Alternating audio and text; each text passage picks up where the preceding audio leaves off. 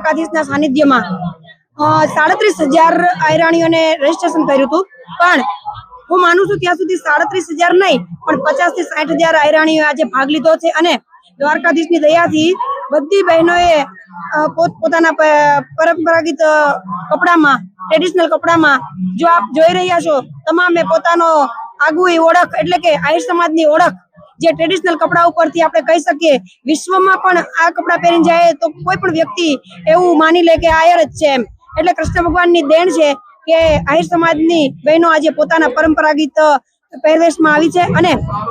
આ રાસ છે એ ભગવાન કૃષ્ણનો 5,000 વર્ષ પહેલા જે વ્રજવાણીમાં રાસ રમ્યા હતા અને આયરાણીઓ જ્યાં શહીદ થઈ એને પાછા કૃષ્ણ ભગવાનને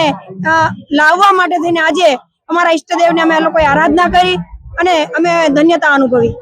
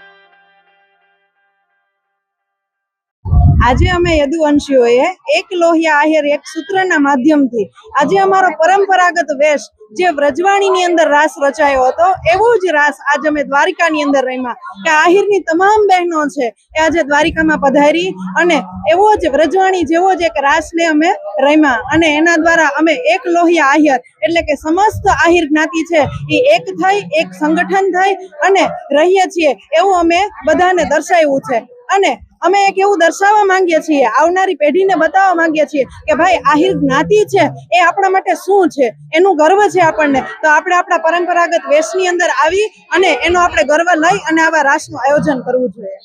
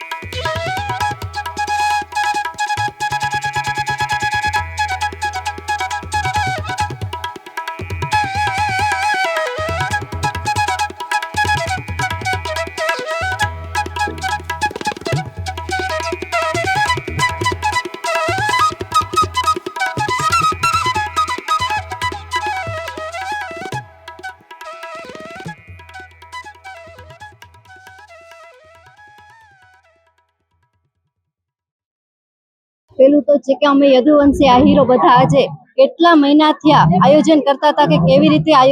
રાસ કરશું, કેવી રીતે બધું થશે, પરંતુ બધાનો એટલો ઉત્સાહ અને બધાનો એટલો સાથ સહકારથી જો સરસ રીતે આયોજન મહારાષ્ટ્રનું થઈ ગયું છે. અને જો જ્યારથી શરૂ થયો છે આજે અત્યારે કન્ટિન્યુ 5-6 કલાકથી બધા બહેનો છે ઉપવાસ છે, વ્રત છે, અને એક પાણીનું ટીપા વગર પણ જો કોઈને કઈ તકલીફ પણ નથી અને બહુ ઉત્સાહથી રાસ પૂરો થયો છે અને બધા બહુ ખુશ છે અને ધન્યતા અનુભવીએ છે કે અમે આજે બધા યદુવંશીઓ અને બધી આહિરાણીઓ જે પેલા વ્રજવાણીમાં બધી આહિરાણીઓ જે રાસ રમી હતી એ પાછી આજે કૃષ્ણના સાનિધ્યમાં અમે યદુવંશીમાં જે જન્મે છે તો અમને ખૂબ ખૂબ ધન્યતા અનુભવીએ છીએ.